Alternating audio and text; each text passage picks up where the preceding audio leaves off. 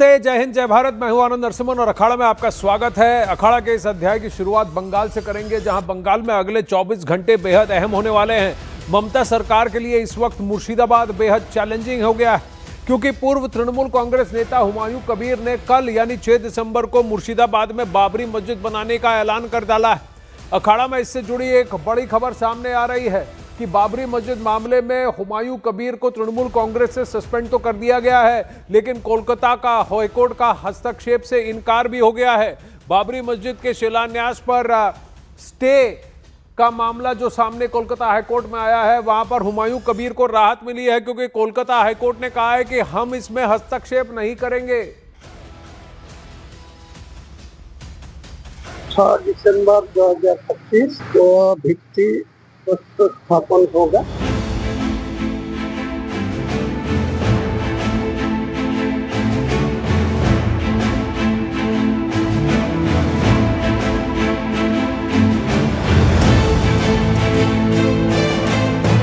এবং 22 তারিখে মুর্শিদাবাদে নিজের দলের ওপেনিং করব। ये तेवर हैं ममता बनर्जी की पार्टी से निलंबित उस नेता की जो पिछले कई दिनों से चर्चा में है। नाम है हुमायूं कबीर, जो बंगाल के मुर्शिदाबाद में बाबरी मस्जिद के नाम से एक मस्जिद बनाना चाहते हैं। उन्होंने 6 दिसंबर 2025 को मस्जिद के शिलान्यास का ऐलान भी कर दिया था, जिसका विरोध हुआ, लेकिन हुमायूं कबीर अड़ गए और उनकी ये जिद ममता बनर्जी के गले की हड्डी बन गई। नतीजा ये हुआ कि हुमायूं कबीर को टीएमसी से निलंबित करना पड़ा, लेकिन इससे वो शांत नहीं हुए।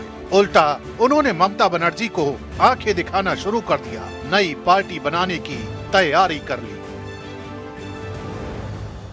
ये निर्णय लिया है जो हम बंगाल में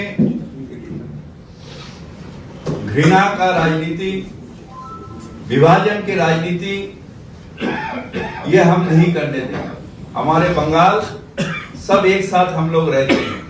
ये बंगाल काजी नजरुल इस्लाम के बंगाल है, रविन्द्रनाथ टैगोर के बंगाल है, हमारे विवेकानंद जी का बंगाल है, हमारे ठाकुर श्री श्री रामकृष्ण का बंगाल है। यहाँ पर हम लोग कहते हैं जो तो मौत तो पौत। ये बंगाल में पॉलिटिक्स ऑफ हेट्रेड नहीं कर। ये बीजेपी का साथ को मिल के चल रहा है। आगे भी बीजेपी में गया था, कैंडिडेट हुआ था 19 साल को 19 में। आज भी बीजेपी का पैसा से ये कर रहा है, क्योंकि बीजेपी देखते हैं अपना पाँव नहीं जमा पड़ रहा जब तक नहीं घृणा का राजनीति करके हमारे समाज को तोड़ दिया जाए। और ये समाज को तोड़ने तृणमूल कांग्रेस नहीं देगा, इसलिए कठोर से हम लोग उनको सस्पेंड किया है। आज को खिलाफ मैं चुनाव में जवाब दूंगा, यही मेरा बात है। कितने सीटों में लड़ेंगे आप? 135 सीट में मैं कंटेस्ट करूंगी। अच्छा, आपका नया पार्टी का नाम 22 तारीख को डिक्लेयर 22 में मिल जाएगी। सारे लोगों क्या है वो पार्टी का क्या नाम है, सेकुलर पार्टी है, कोई मुसलमान के लिए नहीं है, कोई हिंदू के लिए नहीं है। टीएमसी विधायक हुमायूं कबीर ने मुर्शिदाबाद में बाबरी मस्जिद के शिलान्यास का ऐलान किया था। शिलान्यास की तारीख रखी थी 6 दिसंबर, वही तारीख जब 6 दिसंबर 1992 को अयोध्या में विवादित ढांचा गिराया गया था। यानी हुमायूं कबीर के कदम से तनाव बढ़ सकता है। टीएमसी के मुताबिक इस वजह से उन्हें 3 बार समझाया गया था, लेकिन वो नहीं माने और अंत में उन्हें निलंबित कर दिया गया। लेकिन ममता बनर्जी की सख्ती उनके विरोधियों को ढोंग लगी। कांग्रेस हो या बीजेपी, दोनों ने हुमायूं कबीर के मुद्दे पर टीएमसी के फैसले को सियासी नाटक समझा।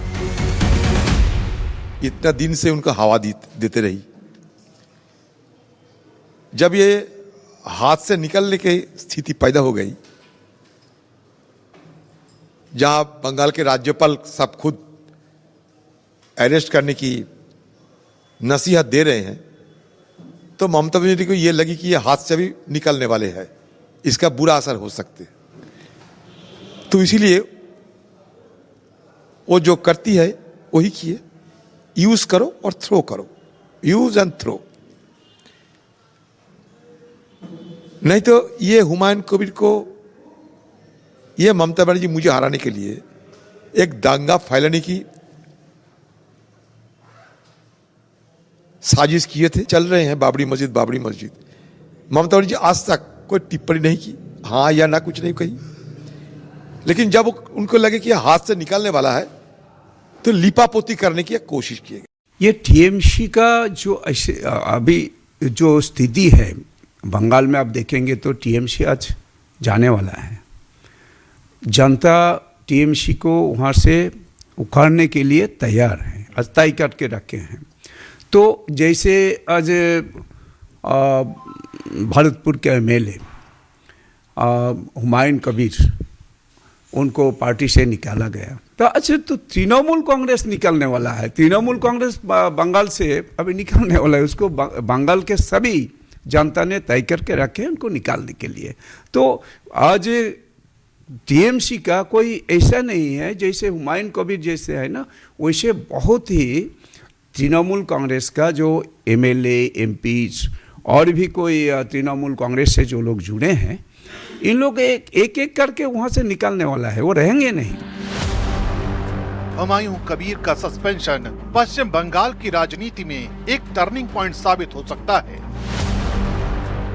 क्योंकि ये घटना सिर्फ एक मस्जिद या एक बयान के बारे में नहीं है, बल्कि बंगाल में मुस्लिम राजनीति के बदलते चेहरे के बारे में है।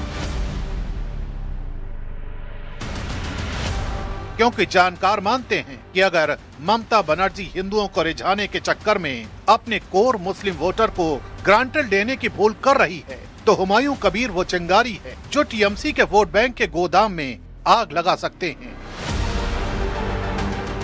वो अलग बात है कि बाबरी मस्जिद की नींव डालने का ख्वाब देखना हुमायूं कबीर को भारी पड़ा, क्योंकि ममता को लगा कि इससे हिंदू एकजुट हो जाएंगे और उनका सिंहासन डोल जाएगा। आनन फानन में उन्होंने हुमायूं कबीर को ही पार्टी से सस्पेंड कर दिया।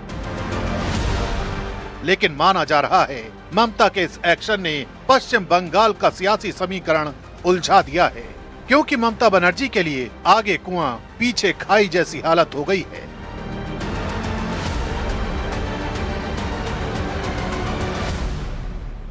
वहीं हुमायूं कबीर को मुर्शिदाबाद की राजनीति में एक मास लीडर कहा जाता है। उनका करियर कांग्रेस से शुरू हुआ, वो मंत्री बने, फिर तृणमूल कांग्रेस में आए और बीच में 2019 में बीजेपी में गए और फिर तृणमूल कांग्रेस में लौट आए। कहते हैं कि इतनी बार पाला बदलने के बावजूद उनकी निजी लोकप्रियता मुर्शिदाबाद के कई हिस्सों में कम नहीं हुई है, क्योंकि हुमायूं कबीर की छवि एक ऐसे नेता की बन गई है जो समुदाय के मुद्दों पर अपनी ही सरकार से भिड़ने को तैयार रहता है। पश्चिम बंगाल में करीब 30% मुस्लिम आबादी है।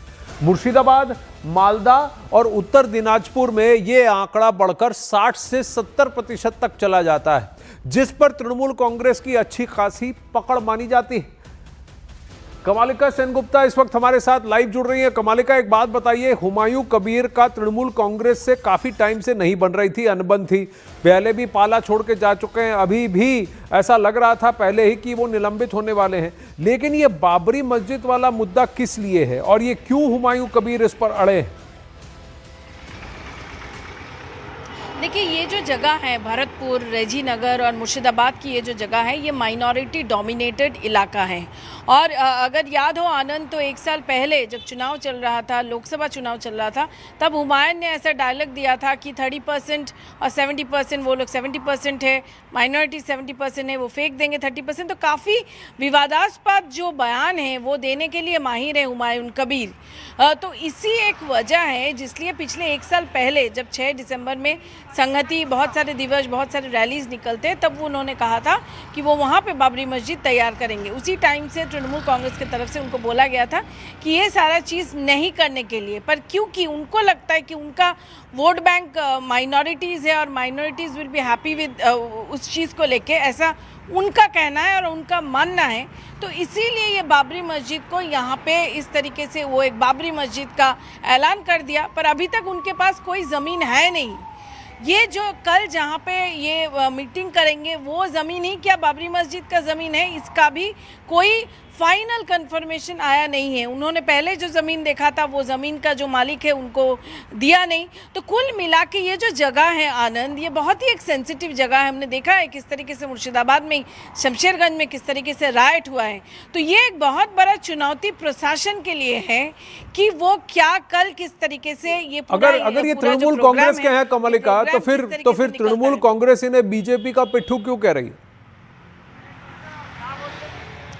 देखिए, ये तृणमूल कांग्रेस तो कल इसको सस्पेंड कर दिया। तृणमूल कांग्रेस का जो पार्टी के इंसाइडर्स हैं उनका ये कहना है कि ये इस तरीके का बाबरी मस्जिद को लाना तृणमूल समर्थन नहीं करता है, ये लोग बोल रहे हैं यही। और इन लोगों का ये कहना है कि एक पोलराइज्ड एटमॉस्फेयर तैयार करने की कोशिश कर रहा है बीजेपी, इसीलिए बीजेपी के साठगांठ में है हुमायूं कबीर, ताकि कुछ भी करके एक झमेला हो जाए, पोलराइजेशन हो जाए और जिसका फायदा वोट बॉक्स में मिले।